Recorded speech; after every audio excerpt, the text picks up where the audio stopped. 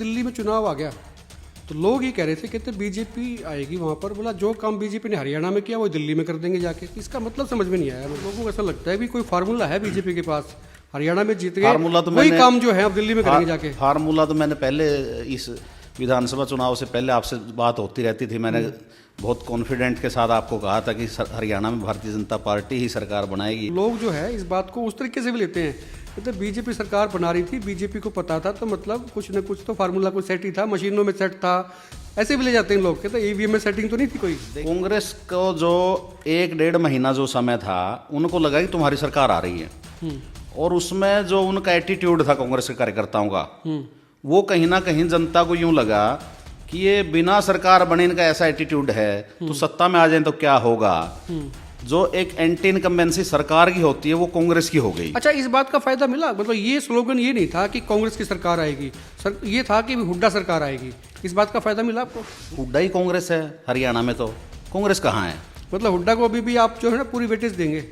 नहीं, वेटेज क्या भाई, हुड्डा बड़े नेता हैं कांग्रेस के। और नहीं, इसका फायदा मिला कि नहीं मिला इस स्लोगन का कि भाई हुड्डा सरकार, इस बार हुड्डा सरकार? नहीं, हुड्डा साहब ही लीड कर रहे थे ना पार्टी का, तो हुड्डा सरकार ही बोलेंगे। हुड्डा छोटे भी और हुड्डा बड़े भी, तो दोनों बाबू बेटों के हाथ में कमान थी। तो निश्चित रूप से जब हम चुनाव लड़ते हैं, बीजेपी तो अभी भी चाहेगी कमान उनके हाथ में रहे। नहीं, हम क्यों चाहेंगे? तो कांग्रेस जिसको दे हम तो कांग्रेस लोग कह देते हैं, कहते यार बीजेपी अपनी तो बनाती है, कांग्रेस की स्ट्रेटेजी भी बीजेपी बनाती है काफी हद तक, तो वो अपनी कमजोरी ढूंढे। हुड्डा साहब का जो इस चुनाव में कांग्रेस के काम में दबदबा दिखा, चाहे टिकटों के मामले में रहा हो, चाहे उनकी, वो तो अपने आप को मुख्यमंत्री मानने बैठे थे। और एक बड़े अधिकारी ने तो उनके लिए गाड़ी बुक करा दी थी। अधिकारी तो रात को कई हाजिरी मार के आते थे, कहते भी सरकार आ रही है। ऐसी सरकार के पास सारी रिपोर्ट है। मंत्री सारे जो है ना ये महामंत्री से बड़े डरते हैं। नहीं, ऐसा कुछ नहीं है। धन बहुत है बीजेपी के पास, कोई तो कांग्रेस के लोग भी मानते हैं, और आपको मानना पड़ेगा। आपकी बैलेंस शीट में भी आता है, उसके अलावा भी आपके पास में रिसोर्सेज बहुत हैं, सरकारें आपकी आ रही हैं, तो पैसा तो खूब खर्च हुआ हुआ इलेक्शन हरियाणा में। काफ़ी लोग जो है ना इस मुगालते में थे कि भाई हुड्डा सरकार आ रही है, जैसे कांग्रेस सरकार कहें या हुड्डा सरकार कहें, तो चले गए। हुड्डा साहब के पटके पहन लिए उन्होंने। अब वो थोड़े से उनको लग रहा है कि भाई वो गलती नहीं तो ब्लंडर हो गया, वो आने की कोशिश में भी हैं। अब पार्टी जो है अब थोड़ी सी पूरी मजबूती के साथ में कुंडी लगा लिया आपने, तो ये कुंडी मजबूत लगा ली, खोलेगी धीरे धीरे खोलेगी, या कोई निगम के चुनाव आएंगे तब थोड़ा सा लेगी। मतलब अभी इस वक्त तो जो है ना पूरी एटीट्यूड में है बीजेपी, नहीं ऐसे नहीं वापस लेंगे। नहीं, एटीट्यूड नहीं है। देखिए, भदौड़ी साहब का पूछ रहा था भाई, उनको ये गाल से सड़क का कंपैरिजन जो है बीजेपी या कर लेती कभी कभी हाईलाइट होने के लिए। खैर, ये नहीं करना चाहिए, लेकिन बीजेपी के बारे में कहा जाता है, कहता भाई ये जिसको सम्मान देना होता है उसको सम्मान भी खूब देती है, और जिसका कांड करना होता है ना उसका कांड भी कर देती है। कुलदीप बिश्नोई आज हाशिए पे आ गए। कौन कहते हैं हाशिए पे आ गए? कहाँ पे है फिर वो? नहीं, कुलदीप बिश्नोई उनकी बड़ी पार्टी के बड़े लीडर हैं। उन्होंने सर लीडर तो ये तो कमाल आपका, लीडर तो बहुत है आपकी पार्टी में। भव्य जी हमारे युवा मोर्चा के प्रदेश के प्रभारी हैं। कुलदीप बिश्नोई जी पार्टी के बड़े लीडर थे, हैं और रहेंगे, इसमें क्या संदेह है? पार्टी में उनका सम्मान है। इससे बुरा समय आप ये बताओ, लोक विधानसभा चुनाव में विधानसभा चुनाव की जो समिति थी, संचालन समिति, उसके प्रदेश के संयोजक थे वो। मुझे जानकारी थी आपकी पार्टी की, थोड़ी बहुत जानकार हैं पार्टी में, तो कहते जब हमने जोन बना रखे थे, ये ग्रीन जोन, ये येलो जोन, ये रेड जोन, आखिरी में जाके ना रेड वालों को छोड़ ही दिया आपने। उसमें कई ऐसे बड़े बड़े नेता थे, उनका कल्याण हो गया। अच्छा, एक आपने एक्सपेरिमेंट किया शानदार, उसमें आपको बधाई भी। आप जो है रणबीर गंगवा को बरवाड़ा ले आए। देखिए, हो सकता है वो जीत भी जाते, बड़े नेता हैं, बैकवर्ड का भी उनके ऊपर है, बैकवर्ड नेता हैं रणबीर गंगवा, तो उनको नलवा से स्विच किया आपने बरवाड़ा में। बरवाड़ा में आपने इलाज कर दिया 1-2 लोगों का वहाँ पे, है ना? चलो, इलाज तो कर ही दिया। रणधीर पनिहार को भी आप जिता के ले गए, उसकी उम्मीद ही नहीं थी कि भी इसको जिता लेंगे उसमें। नहीं, रणधीर पनिहार जी का जो सर्वे आया था वो अच्छा आया था, और गंगवा जी को पार्टी ने वहाँ से बरवाड़ा से चुनाव लड़ाया, रणधीर जी को वहाँ से लड़ाया, तो सीट तो हम भी आदमपुर भी तो जीतते आ रहे हैं। अच्छा, ये क्यों आ रहे हैं? थोड़ा सा आपने एनालिस किया होगा, क्योंकि जॉट वोटर्स था, हालांकि कोई कास्टिज्म वाली बात नहीं है, लेकिन एक होता ही है, हर पार्टी उसके जरिए से देखती भी है कि बैकवर्ड आपके साथ जा रहा है, एससी वोटर किधर जा रहा है, तो एक बहुत बड़ा जाट वोट बैंक भी है। वो भूपेंद्र सिंह हुड्डा के साथ में जा रहा था, जाता हुआ दिखाई दे रहा था, गया भी है। लेकिन वो कांग्रेस जब हार जाती है, तो ये वोट बैंक जो है, आपको क्या लगता है कि वहाँ पे है, ये बटेगा? जेजेपी आईएनएलडी के लिए भी कोई स्कोप है ईमानदारी से पूछना चाहूँगा पुनीत जी, क्योंकि आपसे ना इसकी उम्मीद है मुझे कि भी आपने एनालिसिस किया होगा इसमें कि भी ये वोट जो है किधर जाएगा। मैं इसको बताता आप ये भी कह सकते हैं कि हमारे साथ था, हमारे साथ रहेगा, लेकिन नहीं, मैं बताता हूँ आपको। पार्टी ने ऐलान दो कर ही दिया शब्दों था। में मैं इस चुनाव का विश्लेषण बताता हूँ आपको। स्माइलिंग फेस रहा दो शब्दों में, मनोहर जी के काम, नायब जी की स्माइल, ये चुनाव जिताने का सबसे बड़ा मंत्र। निसंदेह नायब जी बहुत अच्छे प्रशासक साबित होंगे, आप ये देखना, भविष्य की बात बता रहा हूँ आपको। नहीं, वो तो दिख रहा है, वो तो कुर्सी पे आए तो सरकार आ गई, फुल फ्लेज आ गई आपकी सरकार। जेजेपी और आईएनएलडी का अभी आपको क्या लगता है कि सीन क्या, आपका कमेंट चाहूँगा उसमें। मुझे लगता अभी थोड़ा, देखिए मैं आपको एक चीज़ और बताता हूँ, वैसे तो ये बात अंदर की है, लेकिन ये बता दो, शैलजा जी का शुक्रिया किया नहीं किया? शैलजा जी कांग्रेस की बड़ी नेता हैं, और देखिए सर्वेश जी, मान लो चलो वो कांग्रेस का अंदरूनी मामला है, मुझे बोलना नहीं चाहिए, बोल दो। लेकिन ऐसा भी क्या कि भाई शैलजा जी इतनी बड़ी लीडर है, उनके कहने से 2-4 टिकटें भी ना दी जाएं, तो कहीं ना कहीं फिर वो चीज़ें पे करनी पड़ती। तो आपके लिए तो टोनी का काम कर गई। नहीं, चलो शैलजा जी का हम सम्मान करते हैं। नमस्कार, एकमत पोस्ट में आपका बहुत बहुत स्वागत। मैं हूं सर्वेश कुकरा। हमारे स्टूडियो में बेहद खास मेहमान हैं सुरेंद्र पूनिया, बीजेपी में प्रदेश के महामंत्री हैं। स्ट्रेटेजी काफ़ी ज़बरदस्त इनकी रही है। बीजेपी जो लौट कर आई सत्ता में, तीसरी बार सरकार बनाई, दूसरी बार नायब सैनी सरकार रिपीट हुई है। बहुत बड़ा हाथ, हालांकि तमाम कार्यकर्ताओं का रहता है उसमें, तमाम नेता उसमें शामिल होते हैं, लेकिन एक बहुत बड़ी स्ट्रेटेजी के तौर पे सुरेंद्र पूनिया का नाम आता है, जो लोग इनको जानते हैं। काफ़ी सारे सवाल हैं, उन पर भी बात करेंगे, और भी बहुत सारे मुद्दे हैं। तमाम मुद्दों पे इत्मीनान से आज बात करेंगे। पॉडकास्ट ये इस वक्त हमारा चल रहा है और लाइव सीधा जो है आप देख पा रहे हैं। पूनिया जी, सबसे पहले आपका बहुत बहुत स्वागत है। बहुत बहुत धन्यवाद सर्वेश जी, स्वागत भी और धन्यवाद को मेरा धन्यवाद भी है। धन्यवाद इसलिए है कि आपने समय निकाला। मैं बहुत दिन से कह रहा था कि एक दिन आप दर्शन दे दो, बातचीत हो जाए। लोग भी जानना चाहते हैं आपसे काफ़ी चीज़ें। आप थोड़े रिजर्व रहते हैं, बात लोगों से मैंने देखा आप कम करते हैं, लेकिन हमारा सौभाग्य कि आपने समय दे दिया और इसके लिए आपका शुक्रिया। नहीं सर्वेश जी, ऐसी कोई बात नहीं, जब भी जहाँ मिलना रहता है आपसे निरंतर संपर्क है। और जहाँ तक मीडिया से थोड़ी दूरी की बात कही आपने, उसमें क्योंकि मैं जिस दायित्व पे हूँ वहाँ लगभग संगठन का काम चलता है जी जी। तो मीडिया से बात करने के लिए हमारे पास प्रवक्ताओं की पूरी टीम है, लेकिन फिर भी कहीं आप जैसे साथी जो मिलते हैं उनसे निरंतर कनेक्ट रहते हैं। अच्छा, लोग कह रहे थे भी दिल्ली में चुनाव आ गया, तो लोग ये कह रहे थे, कहते बीजेपी आएगी वहाँ पर, बोला जो काम बीजेपी ने हरियाणा में किया वो दिल्ली में कर देंगे जाके। तो इसका मतलब समझ में नहीं आया मुझे। देखिए, भारतीय जनता पार्टी जो एक परिवार है उसमें कार्यकर्ता निरंतर, क्योंकि राजनीतिक दल है तो राजनीतिक में क्या है, सबसे इम्पोर्टेंट चुनाव, चाहे वो हरियाणा का चुनाव हो, चाहे देश के किसी दूसरे राज्य का चुनाव हो, चाहे अब दिल्ली का चुनाव हो, तो निरंतर भारतीय जनता पार्टी का कार्यकर्ता चुनावी मूड में रहता है। क्योंकि राजनीतिक दल का किसी का भी निर्माण चुनाव के लिए रहता है। अल्टीमेटली तो उसका चुनाव लड़ने का ही काम है, सत्ता में आना, फिर सत्ता में आकर के लोगों की सेवा करना और अपनी जो जनहित की नीतियां हैं उनको लागू करके जनता को ज़्यादा से ज़्यादा लाभ पहुंचाना। तो यही काम भारतीय जनता पार्टी निरंतर करती है। कोई विशेष कोई फार्मूला था क्या? लोगों को ऐसा लगता है भी कोई फार्मूला है बीजेपी के पास, हरियाणा में जीत गए, फार्मूला तो वही काम जो है अब दिल्ली में करेंगे जाके। फार्मूला तो मैंने पहले इस विधानसभा चुनाव से पहले आपसे बात होती रहती थी, मैंने बहुत कॉन्फिडेंट के साथ आपको कहा था कि हरियाणा में भारतीय जनता पार्टी ही सरकार बनाएगी, नायब सैनी ही दोबारा मुख्य। कार्यकर्ता का मूड ऐसा था। आप देखिए, लोकसभा चुनाव में जब हमारे खिलाफ बहुत वातावरण था, तब भी हम 5 लोकसभा की सीटें जीतने में सफल हुए और उसमें 44 विधानसभा सीटों पर हम पार्टी ने लीड की।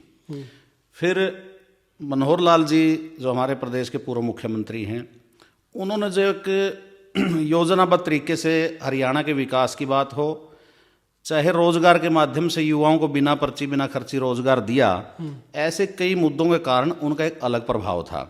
फिर नायब सिंह सैनी जी मुख्यमंत्री बने, जो 56 दिन का कार्यकाल उन्हें मिला लोकसभा चुनाव के बाद और विधानसभा चुनाव की आचार संहिता लगने से पहले। उन 56 दिनों में जो उन्होंने काम किए बहुत तेज गति के साथ और तुरंत निर्णय लेते हुए, तो हरियाणा की जनता के दिलों में वो छा गए और जनता ने आशीर्वाद भी दिया। 48 सीटें पूर्ण बहुमत की सरकार 2014 में हमारी 47 आई थी, 19 में 40 आई थी, 48 सीटें दे करके सरकार बनाने का काम किया और हरियाणा की जनता का मैं आपके माध्यम से भी बहुत बहुत धन्यवाद करता हूं। जब आप ये कहते हैं ना कि देखो, आपने मुझे हकीकत में बताया था, बाकायदा जो है ना, आपने कहा था कि सरकार बना रहे हैं, और अभी भी आप कह रहे हैं तो ये आपको तो पहले बताया था हम सरकार बना रहे हैं, तो लोग जो है इस बात को उस तरीके से भी लेते हैं, कहते बीजेपी सरकार बना रही थी, बीजेपी को पता था, तो मतलब कुछ ना कुछ तो फार्मूला कोई सेट ही था, मशीनों में सेट था, ऐसे भी ले जाते हैं लोग, कहते ईवीएम में सेटिंग तो नहीं थी कोई। देखिए, आप भी समझते हैं, बोलने वाले भी समझते हैं, और कांग्रेस के मित्र भी समझते हैं कि ईवीएम में कोई गड़बड़ नहीं होती। कांग्रेस के साथ में आपने बहुत खराब किया काम साहब। नहीं, हमने नहीं किया, हरियाणा की जनता ने किया। और देखिए आप, क्योंकि इस हर चुनाव में मीडिया और राजनीतिक कार्यकर्ता चुनाव में निरंतर सक्रिय रहता ही है। कांग्रेस को जो 1-1.5 महीना जो समय था, उनको लगा कि तुम्हारी सरकार आ रही है, और उसमें जो उनका एटीट्यूड था कांग्रेस के कार्यकर्ताओं का, वो कहीं ना कहीं जनता को यूं लगा कि ये बिना सरकार बने इनका ऐसा एटीट्यूड है, तो सत्ता में आ जाए तो क्या होगा। जो एक एंटी इनकम्बेंसी सरकार की होती है, वो कांग्रेस की हो गई। अच्छा, इस बात का फायदा मिला, मतलब ये स्लोगन ये नहीं था कि कांग्रेस की सरकार आएगी, ये था कि हुड्डा सरकार आएगी, इस बात का फायदा मिला आपको? भाई आप देखो, उनके जो निर्णय होते हैं, हुड्डा ही कांग्रेस है। हरियाणा में तो कांग्रेस कहाँ है? मतलब हुड्डा को अभी भी आप जो है ना पूरी वेटेज देंगे? नहीं, वेटेज क्या भाई, हुड्डा बड़े नेता हैं कांग्रेस के। और नहीं, इसका फायदा मिला कि नहीं मिला इस स्लोगन का कि भाई हुड्डा सरकार, इस बार हुड्डा सरकार?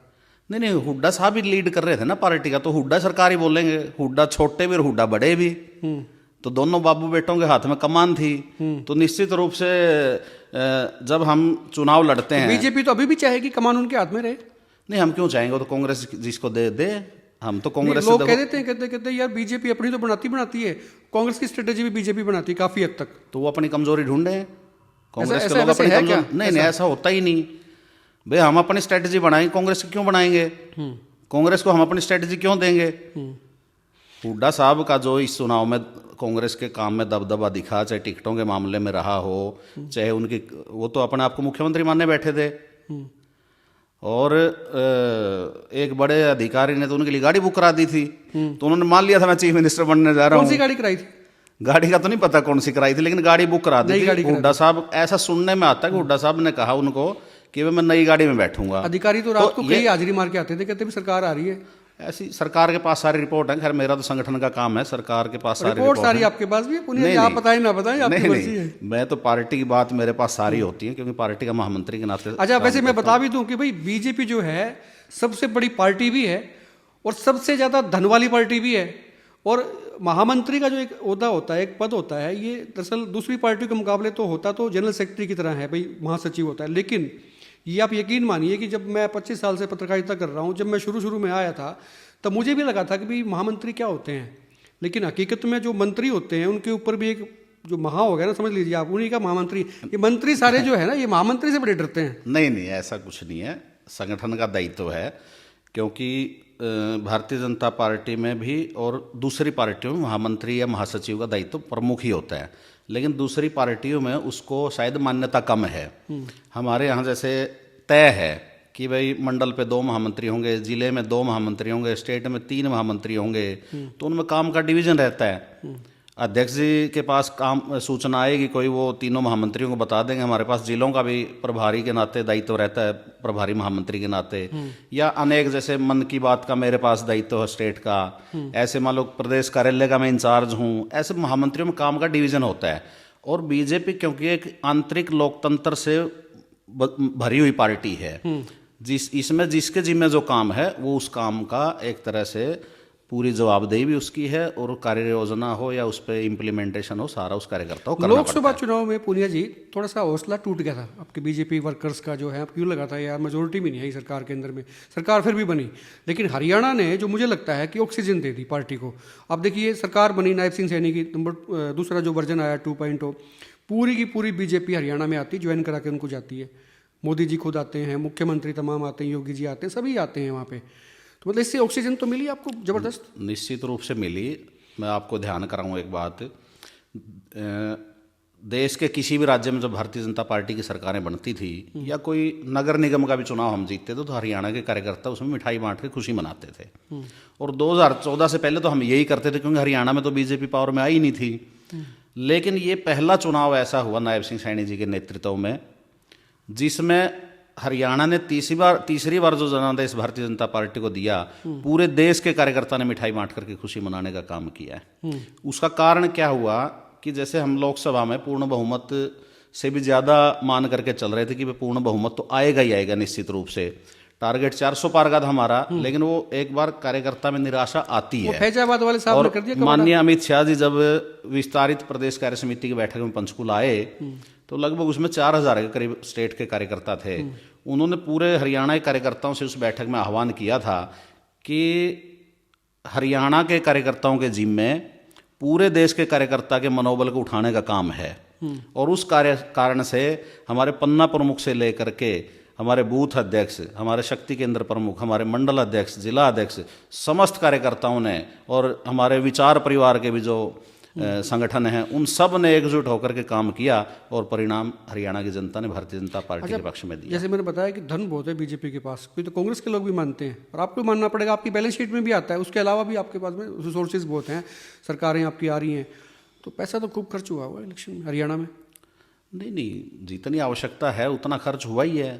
चुनाव आयोग की कांग्रेस वाले कह देते हैं कि तभी पानी की तरह बहाया पैसा। चुनाव आयोग की गाइडलाइन है, उसके अकॉर्डिंग गाइडलाइन से अलग नहीं, गाइडलाइन से अगर अलग तो चलता ही नहीं। कोड ऑफ कंडक्ट लगा होता है, तो उसमें निश्चित रूप से भारतीय जनता पार्टी ने चुनाव आयोग की जो नियम थे उनको मानते हुए ही अपना सारा काम किया है। अच्छा, काफ़ी लोग जो है ना इस मुगालते में थे कि भी हुड्डा सरकार आ रही है, जैसे कांग्रेस सरकार कहें या हुड्डा सरकार कहें, तो चले गए, हुड्डा साहब के पटके पहन लिए उन्होंने।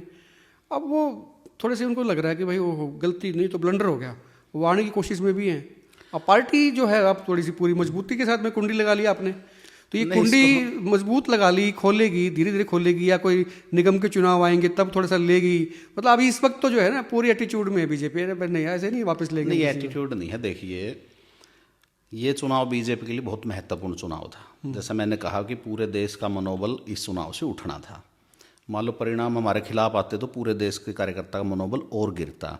तो ऐसे समय में जो हमें छोड़ करके गए, यानी बहुत महत्वपूर्ण जो या करो या मरो वाली स्थिति थी, उसमें जो छोड़ करके गए, मझधार में छोड़ करके गए, तो फिर उसके लिए हमारे माननीय प्रदेश अध्यक्ष जी ने ये निर्णय लिया कि अभी किसी की पटका पहना करके कोई ज्वाइनिंग नहीं होगी। साधारण सदस्य मिस कॉल नंबर हमारा दिया हुआ, उस पर कोई भी कार्यकर्ता बन सकता है। वो बता रहे शकुंतला राजलीवाल ने मिस कॉल की थी, अभी वो जो है ना दरवाजे पूरी तरह से खोले नहीं आपने, वो चुनाव लड़ना चाह रही है शहर का मेयर का। नहीं, शकुंतला जी तो बीजेपी में हैं ही। अच्छा, वो हैं क्या? जब आपने कहा ना वो साधारण सदस्य मिस कॉल करके बनी है, एक्टिव नहीं है। नहीं, एक्टिव मेंबर आपने तो बताया अभी बन गई हैं। मैंने बताया, आपसे पूछ रहा हूँ। मैं बताता हूँ एक्टिव मेंबर की हमारे यहाँ क्या प्रक्रिया है। सबसे पहले जो 50 सदस्य साधारण सदस्य अपने रेफरल कोड से बनाएगा वो एक्टिव मेंबर के लिए एलिजिबल होगा। फिर उसको 100 रुपये जो हमारा फीस है उसकी रसीद ऑनलाइन मिलती है। उसके बाद फिर हमारी एक स्क्रीनिंग कमेटी बनी है जिला वाइज। उस स्क्रीनिंग कमेटी में वो सारी सूची जाएगी जो बन गए हैं। फिर उसमें वो स्क्रीनिंग कमेटी चेक करेगी कि किसको सक्रिय सदस्य बनाने की अनुमति देनी है, किसको नहीं देनी है। फिर वो स्क्रीनिंग कमेटी अपनी पूरी स्क्रीनिंग करके जिला अध्यक्ष को देगी। फिर जिला अध्यक्ष उसमें डिसाइड करेंगे कि इसमें किस किस कार्यकर्ता को ऑथेंटिक रूप से बनाना है। मतलब जैसे सरकारी नौकरी में स्क्रूटनी होती है उससे भी ज्यादा जबरदस्त जो है ना आपने पैकिंग कर दी। नहीं, ये बीजेपी के संविधान में है, सक्रिय सदस्य के लिए बीजेपी के संविधान में है। मान लीजिए कोई दूसरी पार्टी का पदाधिकारी हमारा सदस्य बन जाए, क्योंकि सक्रिय सदस्यता भारतीय जनता पार्टी में बहुत महत्वपूर्ण है। उसके बिना ना सरकार में कोई दायित्व मिल सकता, ना पार्टी में कोई दायित्व मिल सकता। पूरा ठोक बजा के वापस लेंगे। इवन बूथ का अध्यक्ष भी हमारा सक्रिय सदस्य की कंडीशन है। नहीं, ठोक बजा की बात नहीं है, ये एक प्रक्रिया है, पार्टी की संवैधानिक प्रक्रिया, पार्टी के संविधान में वर्णित है ये सारा। आप गूगल पे भी देखेंगे तो उसमें स्क्रीनिंग कमेटी से होकर के फिर हमने एक प्रांत की भी स्क्रीनिंग कमेटी बनाई है। सक्रिय सदस्य मान लो मैं बन गया, लेकिन जो जिला अध्यक्ष सूची जारी करेंगे वो ऑथेंटिक लिस्ट होगी। अच्छा, निगम का जिक्र तो छेड़ ही दिया, तो उसी पे एक दो सवाल कर लेते हैं, क्योंकि चुनाव तो निगम के होने ही हैं। मुझे लगता है हिसार का शायद आप बाद में कराएंगे, वो तो आप बताएंगे कि कब कराएंगे। थोड़ा सा चुनाव तो एक साथ ही होंगे पूरे हरियाणा में, जो मान लो नगर निगम दिल्ली के बाद कराएंगे। फिर नहीं, हमने चुनाव आयोग शायद तैयारी में लगे हैं, जैसे जैसे मीडिया के तैयारी में लगे रहो तो जब तक आपकी झंडी नहीं जाएगी। नहीं, ऐसा नहीं है। चुनाव आयोग स्वतंत्र संस्था है और पार्टी पूरी तरह से तैयार है। आप देख ही रहे, हम तो विधानसभा चुनाव के बाद जहां कांग्रेस पार्टी अब तक सदन में से बाहर नहीं निकली है, हम अब अपने संगठन को चुस्त आप दुरुस्त तो 29 के लिए लग गए हैं, 29 के लिए लगे हुए 29 के हैं। लिए लगे, सही बात है, इस पे भी सवाल करेंगे आगे। तो इसलिए हम तो नगर निगम चुनाव के लिए पार्टी पूरी तरह से तैयार है। हमने पूरी अपनी योजना रचना कर ली है, हम पूरी तरह से तैयार हैं। जैसे ही चुनाव आयोग तारीखें लेकिन देगा। मेरा सवाल थोड़ा सा उसमें था, थोड़ा आगे भी था कि भाई शकुंतला का हम जिक्र कर रहे थे कि चूंकि वो चेयरमैन पहले रही है, हालांकि वो पार्षद बन के मेयर रही हैं वो तो, लेकिन जो है अब स्थितियां क्या हुई कि जब वो रणजीत सिंह चौटाला आपके कैंडिडेट बने लोकसभा के, तब वो सावित्री जी के साथ में आई, पटका पहन के चली गई थी सुशीला भवन में, मैं भी वहीं पे था। फिर सावित्री जी ने इलेक्शन लड़ा निर्दलीय के तौर पे, तो वो उनके साथ में चली गई। अब दोबारा से वो फिर कोशिश में हो रही हैं। अब क्या खेल है, वो तो सावित्री जी आई थी, वो आपका ही कोई एजेंडा था, बीजेपी का था, कैसे था, जो भी था, लेकिन वो पार्टी में नहीं थी, पार्टी में आ गई। हमारा एजेंडा कैसे, हमारे तो कैंडिडेट थे डॉक्टर कमल गुप्ता वहाँ से, हमारा कहाँ एजेंडा था। अच्छा, आपका नहीं था, चलो मान लेते हैं, क्योंकि नवीन जिंदल भी आपकी पार्टी के सांसद है, तो ऐसे जनता नहीं मान सकती कि जिस पार्टी का सांसद आपके साथ में है, उनकी मां जो है काम किया है, बीजेपी के बगैर जो है निर्दलीय चुनाव लड़ ले। नहीं, ऐसा नहीं। देखो, हर आदमी अपना स्वतंत्र है और वो एक प्रतिष्ठित उद्योगपति हैं, तो ऐसे में जो है विधायक भी रही हैं जी, तो उनका स्वतंत्र निर्णय, हाँ निर्णय कह सकते हैं। लेकिन अब शकुंतला के लिए कितना स्कोप है, कोई स्कोप है? ऐसे जो लोग चले जाते हैं, आ जाते हैं, फिर या पार्टी कभी कभी देख लेती है, हाँ कोई बात नहीं, लेट अस सी। देखिए, भारतीय जनता पार्टी कार्यकर्ता आधारित पार्टी है और पार्टी की ये सोच है कि ज़्यादा से ज़्यादा आगे हम पार्टी के कार्यकर्ताओं को बढ़ाएं। बाकी ये हमारी जो स्टेट की कोर ग्रुप और इलेक्शन कमेटी होगी, उसमें ये निर्णय होगा कि किस कार्यकर्ता को कहाँ से लड़ाया जाए। वो दिल्ली में ना आजकल जैसे चुनाव चल रहा है, मैंने बताया कि दिल्ली में चुनाव है, लोग कह रहे थे कि बीजेपी जैसे हरियाणा में कर दिया ना काम, दिल्ली भी वही करेगी। उसमें एक गाना बज रहा है आजकल वहाँ दिल्ली में, मैं दिल्ली गया था अभी पीछे, तो वो एक यहीं पे है मासूम शर्मा का एक गाना आपको नया नया आया, कहता तख्ती तख्ती पहुँचने, इंतजाम कर रखा है तख्ती पहुँचने का। देखिए सर्वेश जी, आम आदमी पार्टी का जो कार्यकाल दिल्ली में रहा, चाहे पंजाब में, 2 राज्यों में उनकी सरकार है, अन्य राज्यों में उन्होंने प्रयास किया लेकिन कहीं कोई बात नहीं बनी। और उनकी जो कार्यशैली है, जैसे मोदी जी ने क्या कहा कि मैं तो स्वाभिमान अपार्टमेंट देता हूँ, वो अपने आलीशान बंगला बनाते हैं। तो उनकी कार्यशैली, जिस प्रकार वो ईमानदारी का नारा दे करके आए थे कि हम ईमानदारी से राजनीति करेंगे, वो पूरी तरह से खोखला नारा साबित हुआ है। और जनता ने ये समझ लिया है कि केजरीवाल को अब दूर करना ही है। और भारतीय जनता पार्टी, चाहे देश में जब से सरकार बनी है, चाहे प्रदेशों में जो सरकारें चलती हैं, पूरी ईमानदारी के साथ विकास के एजेंडे को लेकर के, गरीब कल्याण, अंत्योदय जो हमारा नारा है, सुशासन के माध्यम से अंतिम व्यक्ति का उत्थान करना, उस नारे को जनता ने एक्सेप्ट किया है। और दिल्ली में भी आप देखना, भारतीय जनता पार्टी की पूर्ण बहुमत की सरकार बनेगी। केजरीवाल जो है सिरदर्द तो है बीजेपी के लिए, लगातार बन रहा है, तो थोड़ा सा दिल्ली में राज करना, दिल्ली में केजरीवाल मतलब नहीं, इसको सिरदर्द नहीं कहेंगे, वो अपनी एक पार्टी के नेता हैं और राजनीतिक दल में हम भारतीय जनता पार्टी कार्यकर्ता हैं, तो इस बार दिल्ली में हम सरकार बनाएंगे। आपके नेता है बीजेपी के, वो आपने बयान सुन लिया उनका, बुदूड़ी साहब, वो कहते हैं भी ऐसे ऐसे सड़क बना देंगे जैसे प्रियंका गांधी के गाल है। देखो, सड़कें तो भारतीय जनता पार्टी जब से आई है, चाहे अटल जी के समय से हों और चाहे मोदी जी के समय से हों, बहुत अच्छी सड़कें बनी हैं। तो वो प्रियंका गांधी गाल जैसे आप 152D से चंडीगढ़ जाते हो, कितना वो तो गए थे तंवर साहब आपको छोड़ के, कितनी सुंदर सड़कें बनी हैं। हाँ, तंवर साहब ने उठाया था फायदा, वो तो मुश्किल होगी उनको।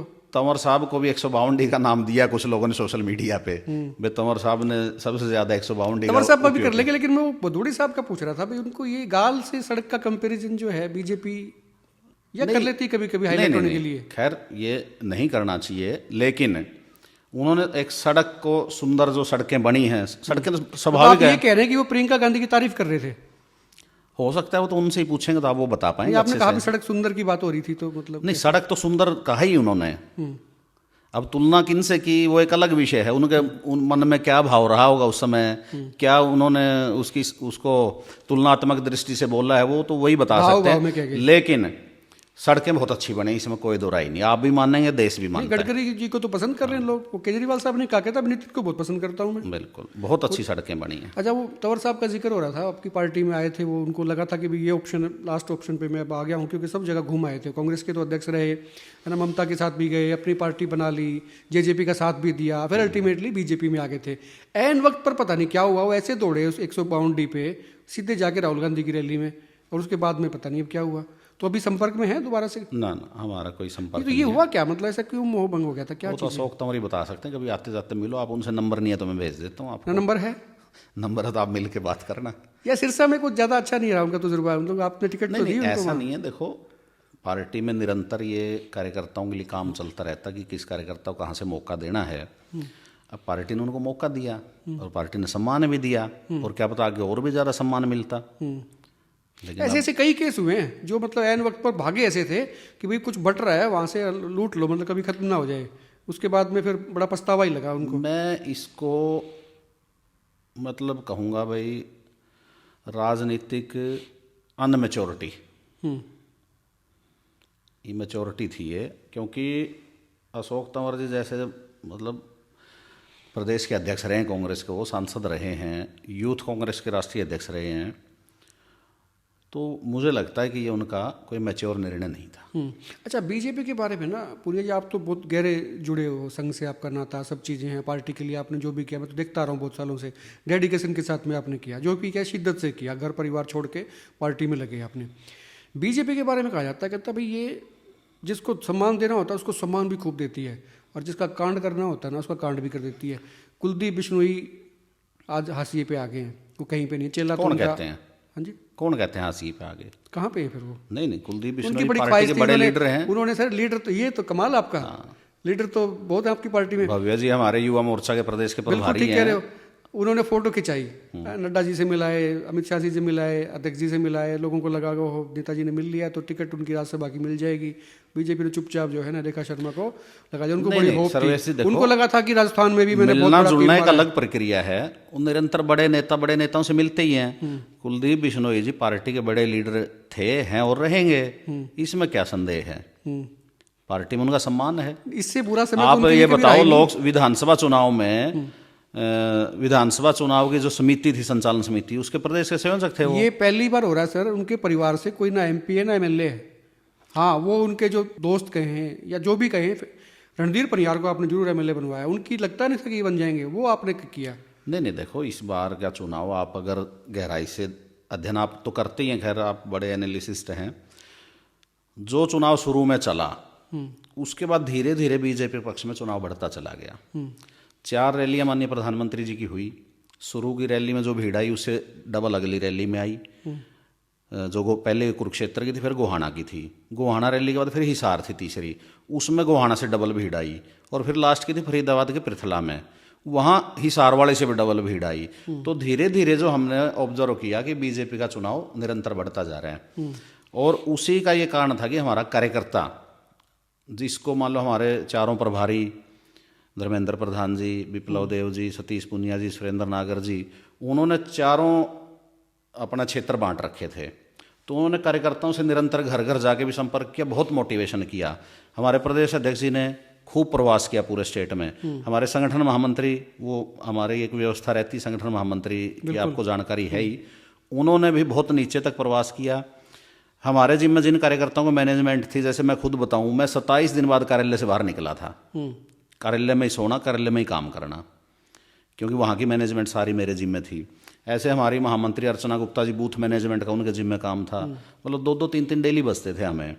फिर उसके बाद हमारे नीचे का कार्यकर्ता, मैं सर्वेश जी अनुभव से बताता हूँ, इतनी मेहनत की है कार्यकर्ता ने, अभूतपूर्व मेहनत। जी, इसमें कोई डाउट नहीं है, मेहनत खूब की है आप लोगों ने, मेहनत ज़बरदस्त की है, मतलब पसीना बहा दिया आपने, खूब किया। जो मुझे जानकारी थी आपकी पार्टी की, थोड़ी बहुत जानकार हैं पार्टी में, तो कहते जब हमने जोन बना रखे थे, ये ग्रीन जोन, ये येलो जोन, ये रेड जोन, आखिरी में जाके ना रेड वालों को छोड़ ही दिया आपने। उसमें कई ऐसे बड़े बड़े नेता थे, उनका कल्याण हो गया। नहीं, एक ये स्ट्रेटजी बनाती है पार्टी कि वे हमारी ए ग्रेड की सीटें कौन सी हैं, बी ग्रेड की कौन सी हैं, सी ग्रेड की कौन सी हैं, डी ग्रेड की कौन सी हैं। ये एक स्ट्रेटजिकल पार्ट है, और उसमें फिर ये इसलिए नहीं बनाया जाता कि उसको छोड़ दिया, भाई किस सीट पे कितनी ज़्यादा मेहनत करने की आवश्यकता है, उस कारण से ये ग्रेडेशन दी जाती है। अच्छा, एक आपने एक्सपेरिमेंट किया शानदार, उसमें आपको बधाई भी। आप जो है रणबीर गंगवा को बरवाड़ा ले आए। देखिए, हो सकता है वो जीत भी जाते, बड़े नेता हैं, बैकवर्ड का भी उनके ऊपर है, बैकवर्ड नेता हैं रणबीर गंगवा, तो उनको नलवा से स्विच किया आपने बरवाड़ा में। बरवाड़ा में आपने इलाज कर दिया 1-2 लोगों का वहाँ पे, है ना, चलो इलाज तो कर ही दिया। रणधीर पनिहार को भी आप जिता के ले गए, उसकी उम्मीद ही नहीं थी कि भी इसको जिता लेंगे उसमें। नहीं, रणधीर पनिहार जी का जो सर्वे आया था वो अच्छा आया था, और गंगवा जी को पार्टी ने वहाँ से बरवाड़ा से चुनाव लड़ाया, रणधीर जी को वहाँ से लड़ाया, तो सीट तो हम भी आदमपुर भी तो जीतते जीतते आ रहे हैं। अच्छा, ये क्यों आ रहे हैं, थोड़ा सा आपने एनालिसिस किया होगा? नहीं, बस अब हार जीत का इसमें भाग्य भी कह सकते हैं, और मेहनत तो अच्छी हुई है वहाँ, इसमें कोई दो राय नहीं कि भाई मेहनत कम हुई हो, मेहनत बहुत अच्छी हुई है, लेकिन अब कई बार समय और भाग्य का खेल रहता है। तो निश्चित रूप से हमारा, मैं जैसे बताया ना आपको, ग्राफ डे बाय डे बढ़ता चला गया। हांसी जैसे सट्टा बाजार वगैरह पीछे दिखा रहे थे, हांसी बरवाड़ा, नलवा, इन सीटों में कोई कन्फ्यूजन नहीं था शुरू से ही। उसका कारण यही था कि इन सीटों पे जो हम कार्यकर्ताओं की बॉडी लैंग्वेज या कार्यकर्ता से बात होती थी, बहुत उत्साह से बात करता था बरवाड़ा और हांसी पे लगता था हमें भी कि भाई यहाँ ये सीटें बीजेपी कर लेगी। हाँ, तो नलवा का भी हमारा रणधीर जी ने अच्छा चुनाव लड़ा और जीते, बहुत अच्छा हुआ। तो कुल मिलाकर के पूरे हरियाणा का। अच्छा, 2029 की जब मैं बात कर रहा था, बीजेपी बहुत एडवांस चलती है। जिस दिन चुनाव जीत लिया आपने 24 का, तो आप तैयारी में जुट गए 29 की, मुझे कुछ लोग बताते हैं। अब ये भी सुनने में आ रहा है कि कई, जैसे आपने एक्सपेरिमेंट ये भी किया, अभी सांसद जो थे उनको भी आपने चुनाव लड़ाया, कृष्ण पवार को लड़ाया आपने चुनाव। तो अब जो हैं, जो विधायक बन गए, मंत्री बन गए, एक दो लिस्ट में वो भी हैं जिनकी तैयारी शायद हो सकती है कि 29 में सांसद का चुनाव लड़ लें, ऐसे हैं? नहीं, ये तो बहुत दूर है अभी बात। अभी तो हम अपना जो एक संगठन का पर्व हमारा चल रहा है, ये 6 साल बाद होने वाली, निरंतर होने वाली प्रक्रिया है। हर 6 साल बाद में सदस्यता रिन्यूअल होगी या नए सदस्य को जोड़ने का लक्ष्य रहता है। उसके बाद ये संगठन का ढांचा हमारा बनता है। और अब क्योंकि चुनाव के दौरान भी हमें बहुत कार्यकर्ता मिलते हैं, हर चुनाव में मिलते हैं, अब उनको काम हम संगठन का देंगे तो उससे संगठन के काम में और तेजी आएगी। तो इसलिए ये तो एक निरंतर सतत चलने वाली प्रक्रिया है। इसमें कोई यूँ नहीं है कि भाई हम आज उसको टारगेट करके कि उसको वहाँ लड़ाएंगे, उसको वहाँ लड़ाएंगे। ये अभी कई पर सोच लेती है। आपकी पार्टी के बारे में कहा जाता है, कांग्रेस की बात होती है तो शायद हम भी नहीं मानते, लेकिन बीजेपी नहीं, बहुत बीजेपी एडवांस सोचती है, इसमें कोई दो राय नहीं कि वे हमने अब 29 का टारगेट लेकर के हमने उस प्रकार की संगठन की गठन की योजना रचना करके उसी प्रकार का संगठन हम बना रहे हैं। जैसे हमने आपको, मैं जानकारी के लिए बताऊं, 313 मंडल हमारे पहले थे संगठन के। इस बार हमने उनको बढ़ा करके, भाई काम को और तेज गति मिले, थोड़ा छोटा करके उसको 376 बना दिए। तो निश्चित रूप से काम बढ़ेगा उसमें। भाई थोड़ा एरिया कार्यकर्ता को मिलेगा तो ज़्यादा आउटपुट उसमें दे पाएगा। तो इस प्रकार के प्रयोग करके पार्टी संगठन को मजबूत करते उस लक्ष्य की तरफ 29 में पहुंचेगी कि हम फिर चौथी बार भारतीय जनता पार्टी 2024 के चुनाव तक जो है, चुनाव में आप कह सकते हैं कि क्योंकि आप बहुत अच्छे से सोचते हैं, देखते हैं, अध्ययन करते हैं बड़ी बारीकी से, तो जो जाट वोटर्स था, हालांकि कोई कास्टिज्म वाली बात नहीं है, लेकिन एक होता ही है, हर पार्टी उस नज़रिए से देखती भी है कि बैकवर्ड आपके साथ जा रहा है, एससी वोटर किधर जा रहा है, तो एक बहुत बड़ा वोट जाट वोट बैंक भी है। वो भूपेंद्र सिंह हुड्डा के साथ में जा रहा था, जाता हुआ दिखाई दे रहा था, जा गया भी है। लेकिन वो कांग्रेस जब हार जाती है, तो ये वोट बैंक जो है, आपको क्या लगता है कि वहाँ पे है, ये बटेगा? जेजेपी आईएनएलडी के लिए भी कोई स्कोप है? ईमानदारी से पूछना चाहूँगा पुनीत जी, क्योंकि आपसे ना इसकी उम्मीद है मुझे कि भाई आपने एनालिसिस किया होगा इसमें कि भाई ये वोट जो है किधर जाएगा। मैं इसको बताता आप ये भी कह सकते हैं कि हमारे साथ था, हमारे साथ रहेगा। नहीं, मैं बताता हूँ आपको ध्यान होगा, मुख्यमंत्री जी का एक बयान आया था इस पे। एक पत्रकार ने पूछा कि वे जाट आपसे खिलाफ हैं, तो मुख्यमंत्री जी बहुत स्ट्रांगली उस पर बयान दिया था, भाई जाट एक राष्ट्रभगत कौम है और वो, हम भी राष्ट्रवादी कार्यकर्ता हैं, तो हमसे खिलाफ जा ही नहीं सकते। कौन कहता जाट हमारे खिलाफ जाएंगे, जाट बीजेपी को वोट देगा। ये बयान आपको सोशल मीडिया पे, और इसमें कोई शक नहीं है कि मैं आपके विधायक भी आपको हैं। सीट वाइज जब हमने एनालिसिस किया तो हमें 15% से लेकर के अलग अलग सीटों का हम एनालिसिस करते हुए 35% तक अलग अलग सीटों में जाट वोट मिला है। तो कैसे कह देंगे जी हमें जाट वोट नहीं मिलता? और आप एक उदाहरण बताता हूं मैं आपको, अगर जाट बीजेपी के खिलाफ होता तो उचाना की सीट हम जीत सकते थे क्या? भाई उचाना का तो कोई मतलब ही नहीं। आपके कई विधायक है, देखिए ना, अब सुनील सांगवाना दादरी है, बाडड़ा, श्रुति चौधरी उमेद जी हैं, तो ये जीते हैं। कृष्णा गहलावत जी हैं वहां से, राई से, तो उनको बहुत भारी मात्रा में जाट वोट मिला है, यहाँ भी मिला है। तो आप ये कह रहे हैं रोहतक सोनीपत का जाट थोड़ा खिलाफ है? नहीं, रोहतक सोनीपत में भी हमने कड़े मुकाबले में चुनाव लड़ा है। और क्योंकि देखो भूपेंद्र सिंह हुड्डा जी वहाँ से आते हैं तो थोड़ा सा स्वाभाविक है, उनके साथ कनेक्ट ज़्यादा है, लेकिन वहाँ भी हमें जाट वोट देता है। और आपने देखा होगा अब जैसे सबका साथ सबका विकास का जो मंत्र माननीय प्रधानमंत्री जी ने दिया था, हरियाणवी एक का मंत्र मनोहर लाल जी ने दिया था, और नायब सैनी जी पूरे हरियाणा को साथ लेकर के चल रहे हैं। 5 से ज़्यादा कार्यक्रम अब तक जाट समाज के हो चुके हैं हरियाणा मुख्यमंत्री जी के स्वागत के। मतलब इस वोट बैंक को साधने की कोशिश बीजेपी नहीं, साधना क्या, पूरा हरियाणा एक है हमारे लिए। हम सब वर्गों में जाएंगे, सब समाज में जाएंगे, युवाओं में जाएंगे, महिलाओं में जाएंगे, गरीब तबके में भी हम जाएंगे। तो इसमें क्या, राजनीतिक दल कोई भी काम करता है तो सबको साथ लेकर के ही करता है। जो सबको साथ लेके नहीं चलते उसका असर कांग्रेस जैसा होता है। शैलजा जी का शुक्रिया किया नहीं किया? शैलजा जी कांग्रेस की बड़ी नेता हैं, और देखिए सर्वेश जी, मान लो चलो वो कांग्रेस का अंदरूनी मामला है, मुझे बोलना नहीं चाहिए, बोल दो, लेकिन ऐसा भी क्या कि भाई शैलजा जी इतनी बड़ी लीडर है, उनके कहने से 2-4 टिकटें भी ना दी जाएं, तो कहीं ना कहीं फिर वो चीज़ें पे करनी पड़ती। तो आपके लिए तो टोनी का काम कर गई। नहीं, चलो शैलजा जी का हम सम्मान करते हैं, और बड़ी नेता, इसमें कोई संदेह नहीं है। अपने हिसार जिले की और अच्छी बात है। एक बार तो खट्टर साहब ने बयान भी दे दिया था कि मेरे संपर्क में है मामला, लेकिन वो फिर ज़्यादा से उसके बाद आगे बढ़ी। देखिए, राजनीतिक क्षेत्र में पक्ष विपक्ष आपस में संपर्क में रहता ही है किसी ना किसी नाते से, सबके संबंध होते हैं।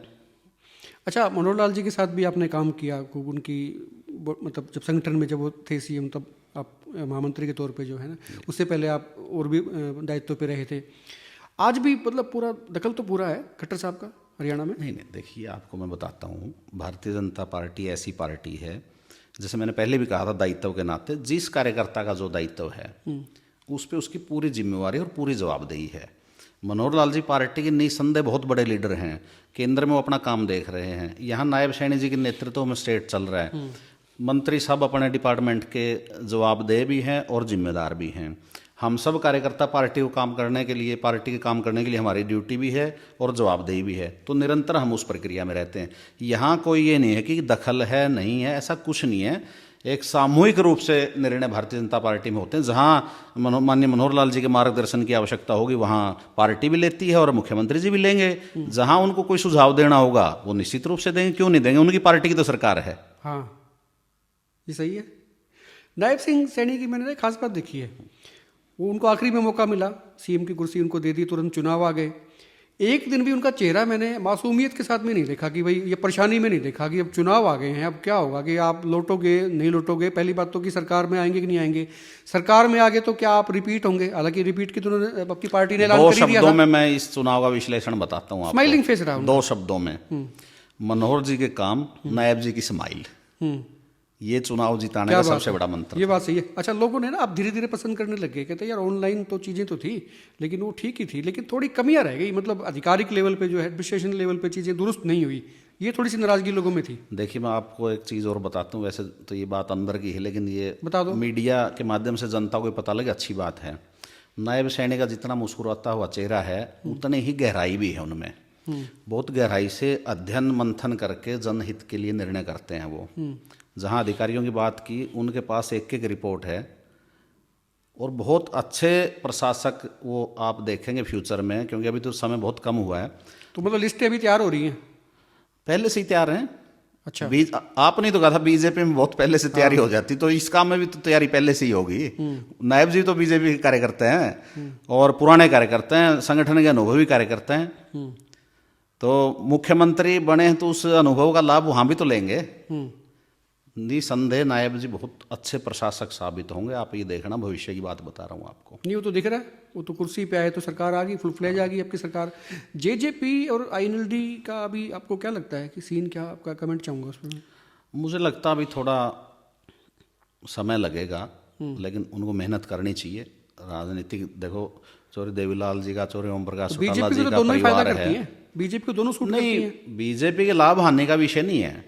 कोई भी राजनीतिक दल है या कोई भी व्यक्ति है, वो बड़े तो अच्छा लगता है, तो मैं तो उनसे निवेदन करूंगा भाई आप अपने संगठन को चुस्त दुरुस्त करके जनता के बीच में। अच्छा, बीजेपी में भी कॉन्फिडेंस गजब का आ गया, मतलब ये विपरीत परिस्थितियों में जब आपने किले फतेह कर लिया, जंग फतेह कर ली, तो फिर एक कॉन्फिडेंस बढ़ जाता है। कहते हैं यार जब सारे हालात हमारे खिलाफ थे उसके बाद भी हम जीत आए, तो फिर क्या दिक्कत है। मैंने जैसे कहा, माननीय मनोहर जी के काम, नायब जी की मुस्कान और कार्यकर्ता का अथक परिश्रम।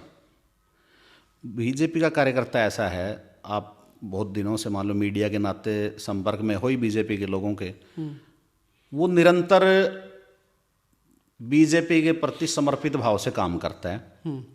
और क्योंकि राजनीतिक कार्यकर्ता के लिए चुनाव जो है वो एक ऐसा पड़ाव है कि उसको पार करेंगे तो हमने जो जिस नीति को लेकर के, जिस कार्य योजना के लेकर के पार्टी बनाई थी, श्रद्धेय अटल बिहारी वाजपेयी जी हमारे जो पूर्वज हैं, उन्होंने जो पार्टी बनाई थी, उनकी नीतियां कब लागू कर सकते हैं? जब सत्ता में होंगे तब। और बीजेपी का कार्यकर्ता के लिए पहला भ्रम वाक्य है नेशन फर्स्ट, देश पहले, उसके बाद पार्टी और उसके बाद माई सेल्फ।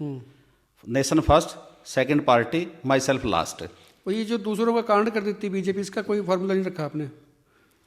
नहीं, फार्मूले तो देखो सारे बताने के नहीं है। नहीं, बता भी सकते हैं।